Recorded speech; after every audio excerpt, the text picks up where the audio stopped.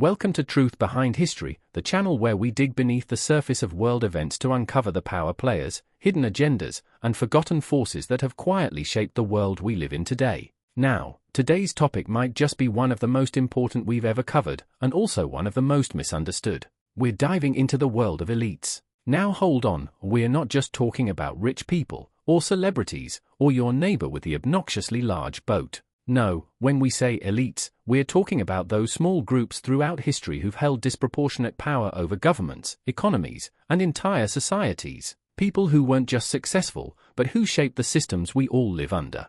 We're going to explore how elites rise, how they hold on to power, and how they evolve across time, from pharaohs and monarchs, to banking dynasties, corporate giants, and modern tech billionaires. We'll trace their influence through wars, economic shifts, religious institutions, and even into your social media feed. This isn't about pushing conspiracies. It's about understanding power, how it works, who holds it, and what history can teach us about the patterns that keep repeating. So whether you're watching this on your break, in class, or while pretending to be productive, strap in, because we're about to go deep into the truth behind elites. Let's start with the theory, the academic framework that explains why elites always seem to rise. Alright, before we start naming names and tracking power through history, we need to lay down the intellectual groundwork. Think of this as the blueprint for how elite power operates, the theory behind the throne. First up is the iron law of oligarchy. Now, despite sounding like a rejected Marvel villain, this is a real sociological theory. It comes from Robert Michels, an early 20th century thinker who noticed something fascinating, and honestly, a bit depressing. No matter how democratic or fair an organization starts out, over time, power ends up concentrated in the hands of a few. Every time. Political parties, unions, even clubs. You start with shared ideals, but eventually someone takes control of the calendar, the finances, the decisions, and boom, you've got an elite class. Next is elite overproduction. This is when a society produces more elite aspiring individuals than there are positions of real power. Think too many ambitious graduates and not enough high-level jobs. These folks aren't poor, they're frustrated. They've got education, connections, and expectations, but nowhere to go. Historically, that tension creates conflict. Elites begin fighting among themselves, forming rival factions, undermining institutions, and creating instability from the top down. And finally, we've got the pattern this all feeds into: societal instability. When too many elites compete for too few positions, they stop cooperating and start tearing the system apart. This isn't some abstract theory. It's played out in ancient Rome, revolutionary France, Weimar Germany, and arguably, even in modern America. You get polarization, populism, collapse of trust in institutions, all symptoms of elite overproduction and oligarchic drift. So keep this framework in mind, because as we walk through history, you're going to see these patterns repeat like clockwork. Now let's jump back to where elite power truly begins, the ancient world.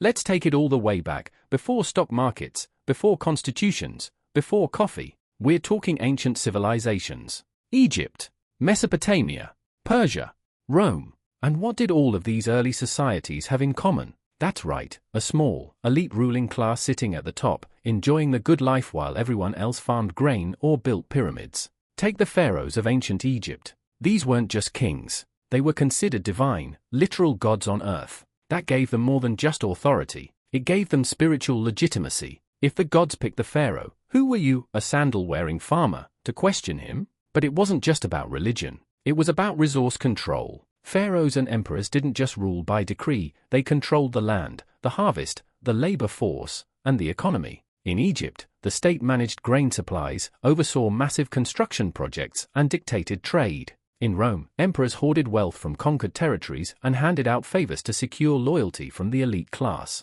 This combination of religious authority and economic control created a feedback loop. Belief reinforced power, and power reinforced belief. Rulers built temples to legitimize their reign, then used religion to justify taxation, war, and social hierarchy. In other words, the elite didn't just take power, they built systems that made their rule feel natural, even sacred. And this model? It worked for centuries, but as we'll see next, when the ancient empires began to fall, power didn't disappear, it simply restructured itself. Let's step into the world of feudal lords and monarchies. As the ancient empires faded, power didn't vanish, it just put on a new outfit. Welcome to the age of feudalism and monarchic rule, where land became the currency of power, and elite control took on a more territorial flavor. In medieval Europe, land wasn't just a plot to farm on, it was the foundation of the entire social and political order. If you owned land, you weren't just wealthy. You were a lord, a duke, a baron, someone with status, soldiers, and authority over everyone living on that land. And at the top of the pyramid, the monarch, the king or queen, who claimed ownership of all the land and granted pieces of it to loyal nobles in exchange for service and allegiance. It was a system of power through property, and it locked society into rigid hierarchies. Your status was defined not by merit or talent, but by birth. If you were born into a noble family, you inherited not just wealth, but legitimized authority. If you were born a peasant, well, good luck. And let's not forget, these monarchs often still claim divine backing. Kings ruled by the grace of God. That was the slogan, and it worked. Religious institutions reinforced monarchic power, blessing coronations and warning the masses that rebellion was not just illegal, it was sinful. But perhaps the most important tool for elite continuity during this time was heredity. Power stayed in the family, passed from father to son, mother to daughter, cousin to cousin, through arranged marriages, strategic alliances, and dynastic politics. It wasn't enough to rule for a lifetime. The goal was to keep your bloodline on the throne forever. And while this might seem like a relic of the past, the mechanisms of elite control, resource ownership, social hierarchy, divine justification didn't go away. They just adapted. And that adaptation became especially visible during the next big shift, the rise of global finance, and the families who learned to rule with money instead of swords. Let's talk about the Renaissance banking dynasties. Now we move into the Renaissance, a time of art, science, exploration, and quietly, a dramatic shift in elite power. Because while kings and queens still wore the crowns, a new kind of elite was rising behind the scenes, the bankers. And no family better symbolizes this shift than the Medici of Florence. The Medicis started as merchants, but quickly rose to become the most powerful banking dynasty in Europe. Their bank wasn't just a vault for storing coins, it was a sprawling network that funded monarchs, popes, and city-states. They basically invented international finance as we know it. And the real genius? They used financial leverage to buy influence, not just in politics, but in the Catholic Church, even producing multiple popes from their own family. And while the Medicis dominated the Renaissance, another family took the concept global, the Rothschilds. In the 18th and 19th centuries, the Rothschild banking empire extended across Europe. They placed a son in each major financial capital, Frankfurt, Paris, London, Naples, and Vienna, creating a private intelligence network that could move money and information faster than most governments. They didn't just lend money to kings, they financed wars, rebuilt economies, and, in some cases, dictated the terms of peace. What made these families powerful wasn't brute force. It was control over credit. They could decide who got a loan, who could build, who could fight, and who had to fold. And they did it quietly, often in the background, away from public view, while shaping the future of nations. This was elite power without the throne. They didn't need armies. They had interest rates. And as we move into the next era, the age of steam, steel, and robber barons, that financial influence is about to go industrial. With the dawn of the industrial age, elite power leveled up, and this time, it came with smokestacks, railroads, and steel skeletons stretching into the sky. Say hello to the robber barons. These were the tycoons of the 19th and early 20th centuries who built massive industrial empires and redefined what it meant to be powerful. And at the top of the list, John D. Rockefeller and Andrew Carnegie. Rockefeller was the oil king. Through his company, Standard Oil, he pioneered a strategy called horizontal integration, basically wiping out or absorbing his competitors until he controlled almost the entire oil industry. At his peak, he owned around 90% of American oil production. That's not just domination. That's monopoly-level power. And then there's Carnegie, the steel magnate. He used vertical integration, meaning he controlled every part of the steel-making process, the raw materials, the transportation, the manufacturing, and the distribution. No middlemen, just total control, top to bottom. Now these men were framed as self-made heroes in the newspapers, but their empires were built on cutthroat tactics, crushing labor unions, buying out rivals, manipulating prices, and influencing legislation to protect their monopolies. And here's the kicker, they didn't just control industries. They influenced politics, media, education, and public infrastructure. Carnegie built libraries. Rockefeller funded universities and foundations. And while that sounds generous, philanthropy often doubled as a PR campaign and a way to steer public discourse on their terms. This was the birth of the corporate elite, individuals who didn't rule from palaces, but from boardrooms, with legal teams and lobbying arms at their disposal. And while some of their companies were eventually broken up by antitrust laws, the model they built, the idea of consolidating massive influence into the hands of a few industrial giants, would live on. In fact, it would evolve into entire political dynasties. Let's take a look at the elite families who didn't just build wealth, they built legacies that shaped the 20th century. As the world industrialized and modernized, a new class of elites emerged, families that didn't just make money, but translated that money into lasting political influence. These were the political dynasties, and they operated like royalty, even in supposedly democratic systems. Let's start with the Kennedys. The Kennedy family didn't just stumble into the spotlight. They were built for it. Patriarch Joseph Kennedy made his fortune in finance, Hollywood, and, depending on who you ask, some rather questionable business dealings during Prohibition. But it was his sons who carried the dynasty into the halls of power. John F. Kennedy became president, Robert Kennedy became attorney general and a presidential candidate, and Ted Kennedy served for decades in the Senate. What made them elite wasn't just their wealth, it was their access, their image, their legacy. They were tied into elite institutions, Ivy League universities, high-level political circles, and media networks. Their family name became a brand, a symbol of American liberalism and elite influence wrapped in charisma and tragedy. Now, contrast that with the Rockefellers, who came from industrial wealth but also mastered the art of soft power. After building one of the largest fortunes in history through oil, the Rockefeller family moved into banking, philanthropy, global development, and public policy. Nelson Rockefeller even served as Vice President of the United States. But beyond individual titles, their real influence came through foundations, advisory roles, and international networks. They funded public health campaigns, universities, think tanks, and global governance initiatives. They shaped the way people thought about economic development, education, and diplomacy, not through votes, but through money and agenda setting. These dynasties were not just families, they were institutions. And their power wasn't about one election cycle, it was generational. Strategic marriages, elite schooling, media management, and foundation funding allowed them to stay embedded in the system, quietly guiding the national and even international conversation. But as the century progressed, a new kind of elite partnership emerged, one that blurred the lines between government and industry. Let's take a look at the military-industrial complex.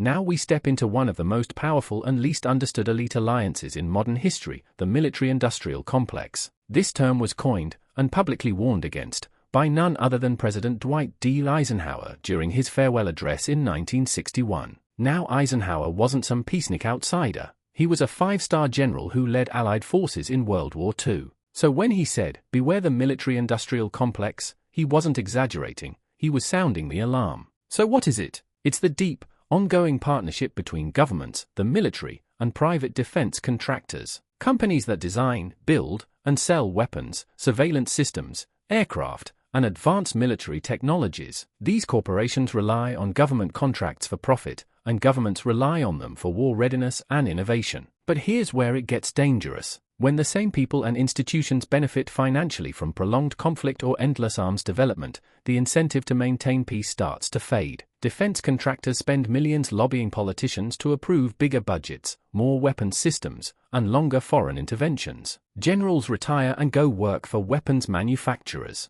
Legislators approve funding for programs built in their own districts to secure votes and jobs, even if the military doesn't actually need those programs. It's a closed loop of power, a cycle where money, politics, and military strategy reinforce one another. And it doesn't just shape foreign policy, it influences domestic priorities. The more money spent on defense, the less room there is for healthcare, education, or infrastructure. And the fear of external threats, whether real or exaggerated, helps justify surveillance programs, erosion of civil liberties, and aggressive geopolitical strategies. Eisenhower's warning wasn't just about budgets, it was about democracy, because when unelected contractors and revolving-door politicians steer national policy in the shadows, the public loses control over decisions that shape the world. But this isn't the only elite force influencing global policy from behind the scenes. Let's turn to the modern financial elites, who control not weapons, but markets.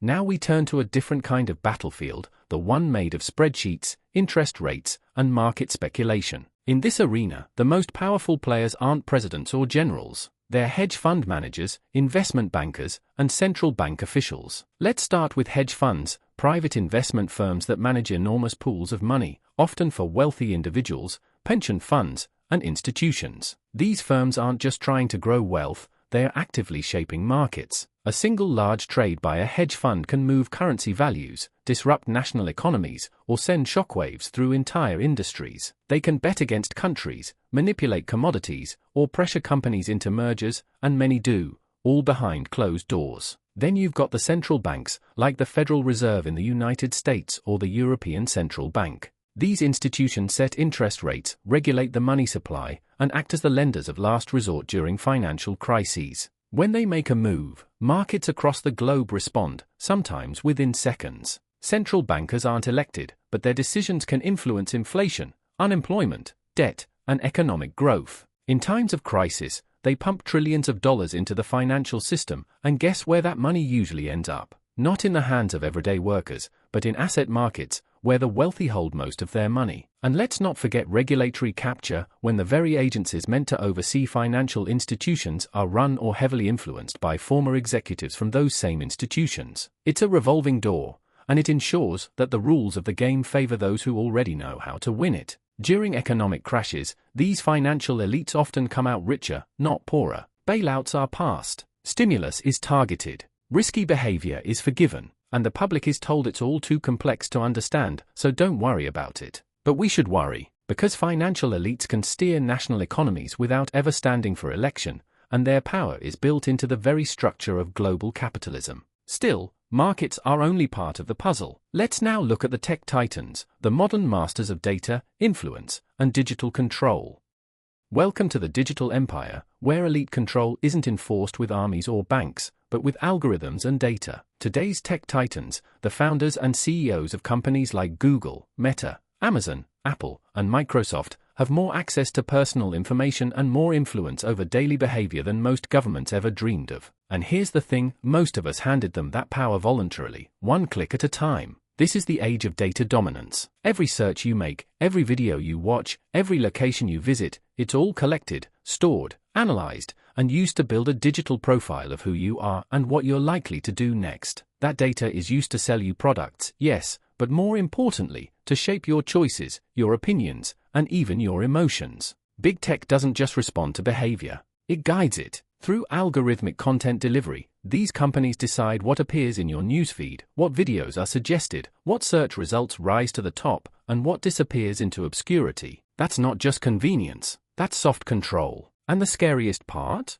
These systems are mostly invisible. You don't see the code, you don't get to vote on the algorithm. Yet it influences how you understand the world, what you believe, and how you interact with others. On top of that, these companies also hold immense economic and political power. They lobby governments, shape legislation, and operate global platforms that rival, or replace, traditional infrastructure. In some countries, Facebook is the internet. Amazon controls logistics. Google handles communication, navigation, and even education. This is not just technological dominance, it's infrastructure capture. And let's not forget the growing role of artificial intelligence. As machine learning becomes central to decision-making, the companies that own the data and train the algorithms become the ones setting the rules for the future, often with minimal oversight. So while these tech elites may speak in the language of innovation and progress, their influence is shaping societies at a structural level. And speaking of global structures, let's move from Silicon Valley to the elite institutions that oversee international governance. Now we move into the realm of global governance, where elite power isn't just national, but international. Here, we're talking about organizations like the World Economic Forum, the International Monetary Fund, and the World Bank. These institutions present themselves as forces for global stability and economic development. And in some ways, they are. But beneath the surface, they also represent elite networks that shape policy far beyond the reach of voters. Let's start with the World Economic Forum, best known for its annual summit in Davos, Switzerland. This is where world leaders, billionaires, tech executives, and media figures gather behind closed doors to discuss the future of everything, from climate to finance to healthcare to artificial intelligence. It's not a conspiracy, it's an open reality. These meetings are by invitation only, and the people in the room are shaping global priorities while the rest of the world watches from outside. Then there's the International Monetary Fund and the World Bank. These two organizations provide financial assistance to countries in economic trouble,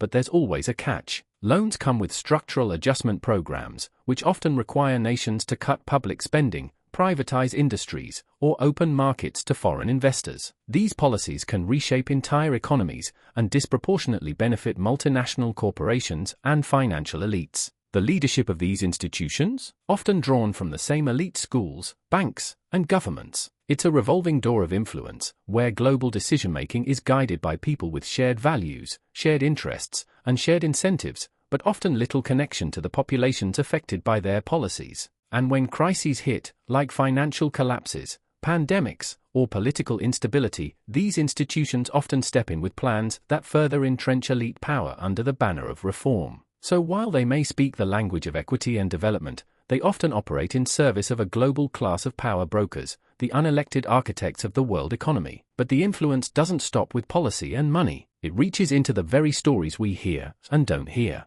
Let's explore how media and information are shaped by elite ownership.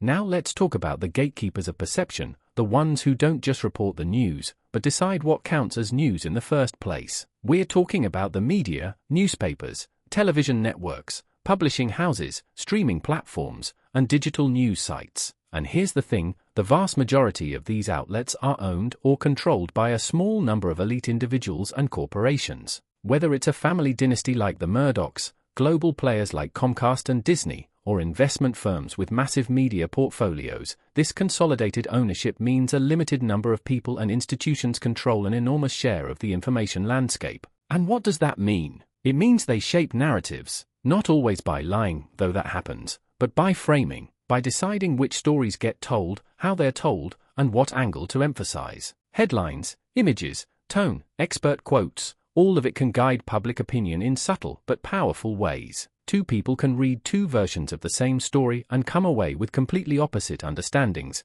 depending on how that story was constructed. Media also plays a crucial role in manufacturing consent, a term coined by Noam Chomsky and Edward Herman. It's the idea that mass media helps create public agreement with elite-driven policy, even when that policy might not serve the public's best interests. It's not always censorship. Sometimes it's distraction, repetition, or selective outrage. And with the rise of digital media, things have only gotten trickier. Algorithms now filter what information you're exposed to, creating echo chambers that reinforce existing beliefs. And who designs those algorithms? You guessed it, elite tech companies, often working hand in hand with advertisers and political consultants. So media isn't just entertainment or information. It's a tool of elite influence, used to set the agenda, define public debate, and create a sense of reality that aligns with elite interests. But now, let's take it a step further. What happens when decision-making itself is handed over to machines and systems created by elites? Let's talk about AI and technocracy.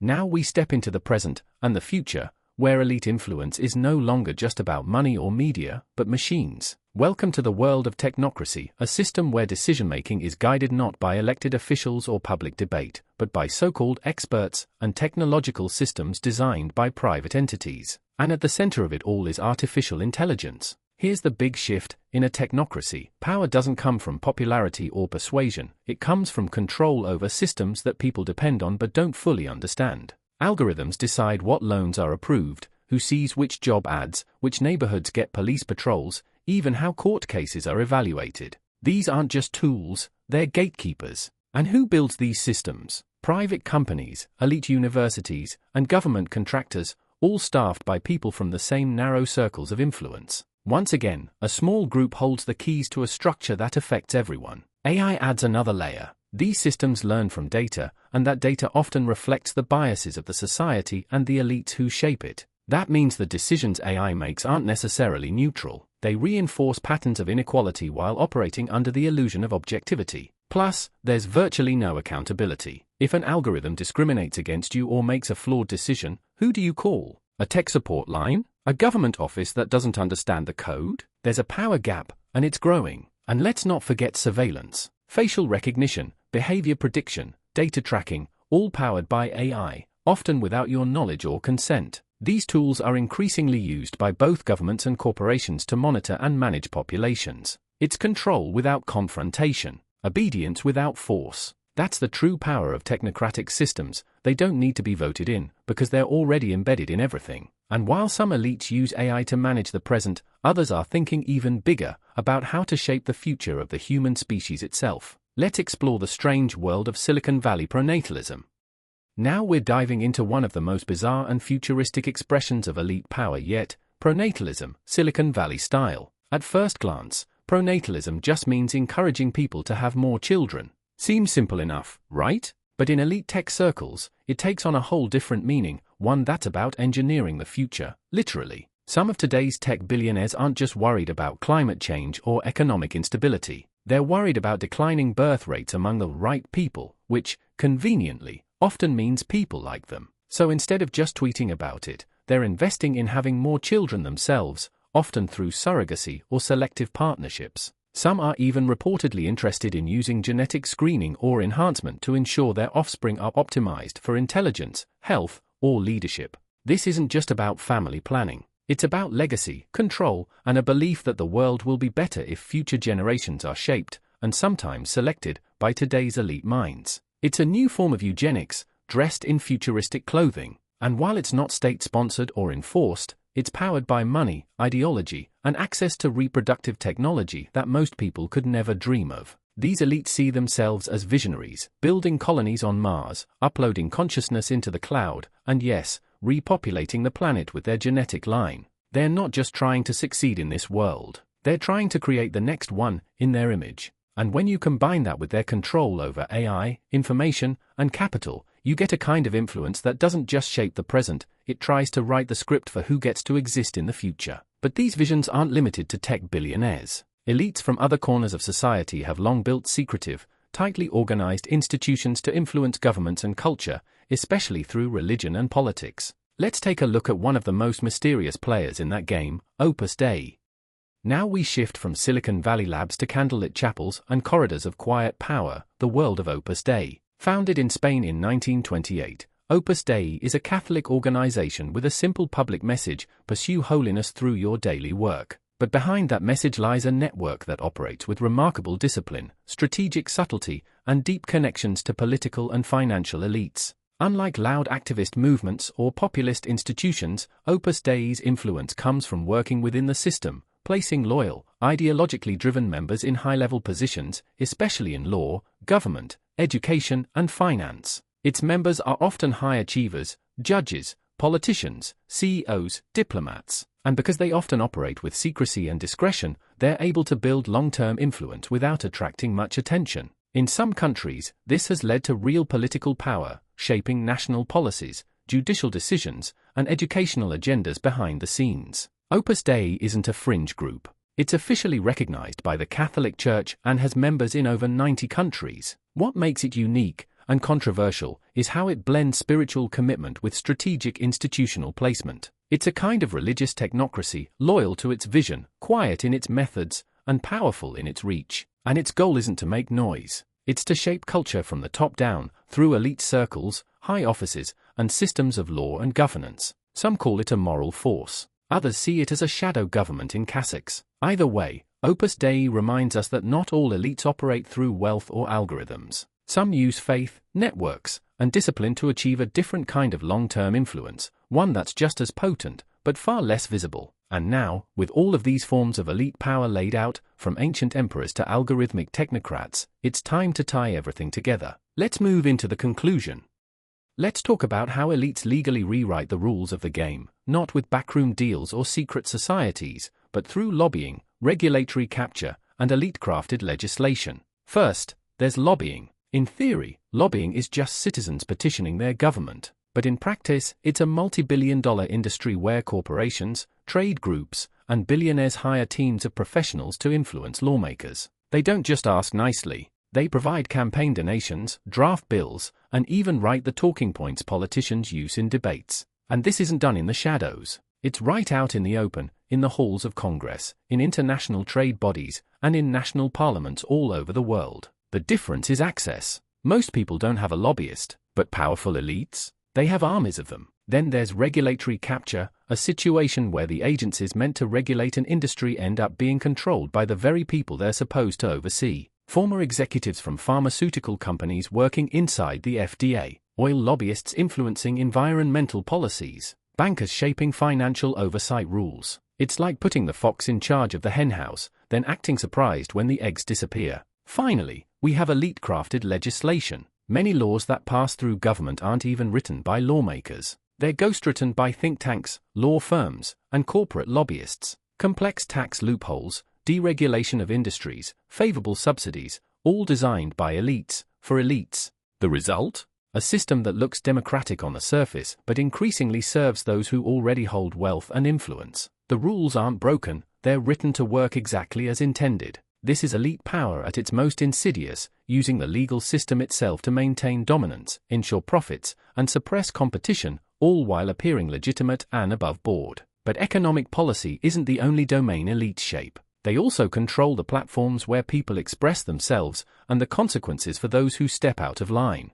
Alright, we've spent a lot of time talking about how elites rise, consolidate power, and reshape societies, but history isn't just a story of control. It's also a story of resistance. Because when elite power becomes too concentrated, too corrupt, or too out of touch, there's always a reaction, and sometimes it's explosive. Take the French Revolution. A classic case of elite overproduction and inequality. The nobility and clergy were living in luxury while the rest of the population starved under taxes and rising bread prices. Eventually, the pressure cooker burst, the Bastille fell, heads rolled, and the very idea of divine rule was put on trial. Or the Russian Revolution, where the Romanov dynasty, disconnected from the hardships of industrial workers and peasants, was swept away in a wave of radical socialism. Centuries of royal power undone in a matter of months. Even in more modern contexts, we've seen movements like the Arab Spring, fueled by decades of corruption, inequality, and authoritarian control. Social media gave voice to the voiceless,